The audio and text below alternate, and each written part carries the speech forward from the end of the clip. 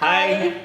So today we want to talk about something that's really important, and we navigated recently, kind of recently. And it's this transition from like an insecurity, a codependency towards empowerment. And it's this like duo, this dynamic. On one hand, you have like wanting to please, and on the other hand, you have the power to evaluate your significant other. So it's like, oh, I didn't like that you did that. And the other person's like, oh, okay, let me correct it. Or, oh, that was great. Okay, I'll keep doing it. Transitioning from that to, I am who I am. I try my best. I fuck up sometimes. Sometimes you're going to like me. Sometimes you won't. Sometimes you're going to approve of me. Sometimes you won't. And that's okay.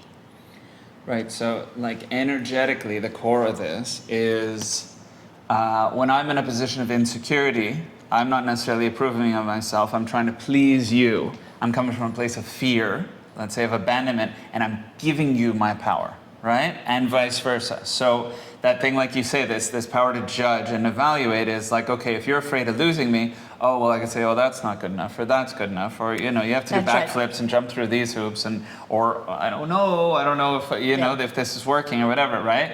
And it empowers these unhealthy imbalances, right? Yeah, manipulating, oh fuck, I forgot the word. Manipulating behaviors.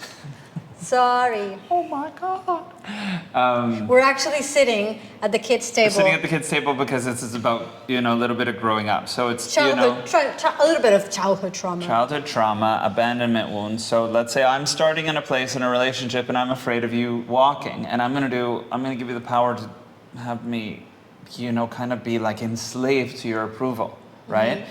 And sooner or later in relationships, if you have these imbalances, it's going to get fucked up. This is just an inevitable. And even if you have the most generous, compassionate people, they're going to gain a comfort of this power, especially during conflict, right? So coming from this place of, oh my God, I'm doing things to please you. I'm afraid of losing you. I'm going to censor all these different parts of myself that aren't, you know, attractive or that you say you don't like, right? So I can be what you want me to be, right? And going from that place to the place of, no, I want to be me, and let's see where the chips land. Right. And I want you to be you. So it's like, instead of these like really fearful, people-pleasing, approval-seeking parties, we're just two people who are next to each other and able to be ourselves, and we're cooperative teammates, empowered, right? Yeah, I believe that we're just coming out of this dynamic. We were in it for a long time. One of the ways in which it manifested for me was that I lied.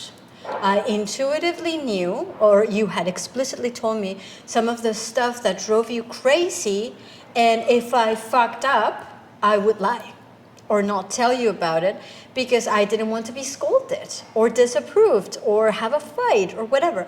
And then it dawned on me, well, it wasn't just like my intelligence. I saw this video, I watched this video that was like, why are you choosing a partner that reminds you of your parents?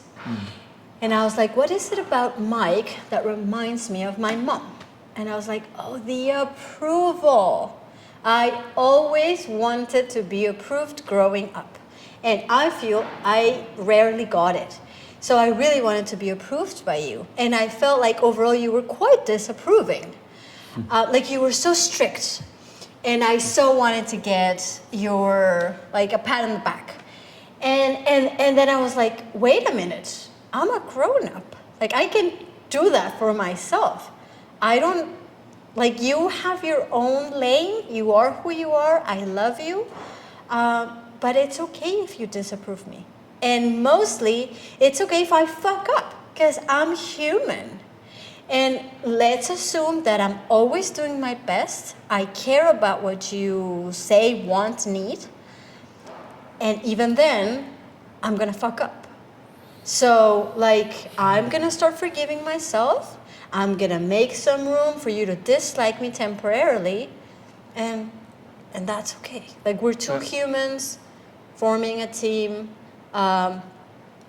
I don't want to know if you approve of me or not, If I fuck up, I apologize. If I do it right, good for me. And that's it. I think we both have very similar experiences. You know, my experience with you for the longest time was just this like laundry list of everything I was getting wrong, which brought me back to my childhood of like, oh, you're not good enough, or, you know, you're not going to get approved. And it was always this like fleeting kind of love approval that I experienced from you, that it was like, okay, well, if you're not going to do this, then I'm going to leave, or I'm not going to be loving you, or whatever. And so I think we were both in this dynamic of behaving to get the other person's kind of approval, like just, you know, and in my case, it was I'd never say no, or I wouldn't say no, and I'd bend over backwards for you, you know? And because it's a risk, because it's like, you know, there's like two things. One thing they say, like one of the most powerful things you can have in a relationship is the willingness to walk away, or the possibility to walk away. Not that you want to walk away, but in this particular like version of it, it's the willingness to say, it's okay that you don't approve of me.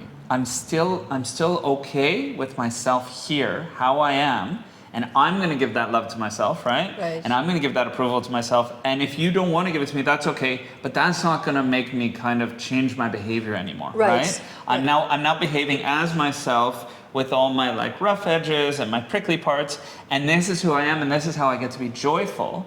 And so now what's really interesting also is and we shouldn't go too long on this, but once both parties are able to be more joyful in their lives, they become really the attractiveness that they were at the beginning of the relationship, I think, and even more. Because it's like, wow, this person's sexy and empowered, and like, they don't give a shit. And then it's like, oh. And then there's also so much more safety. Knowing that your partner is being transparent and truly themselves.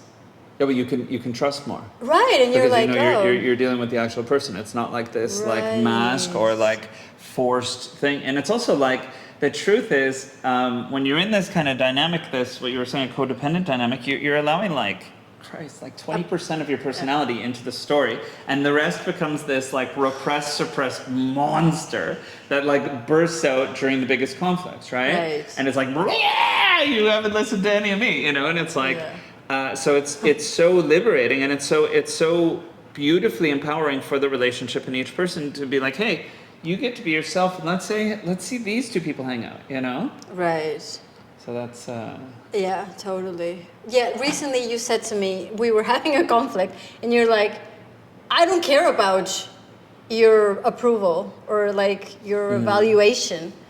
And I was deeply frustrated. Yeah, because you had pulled out that card. You were like, well, I don't like, and I was like, that's okay.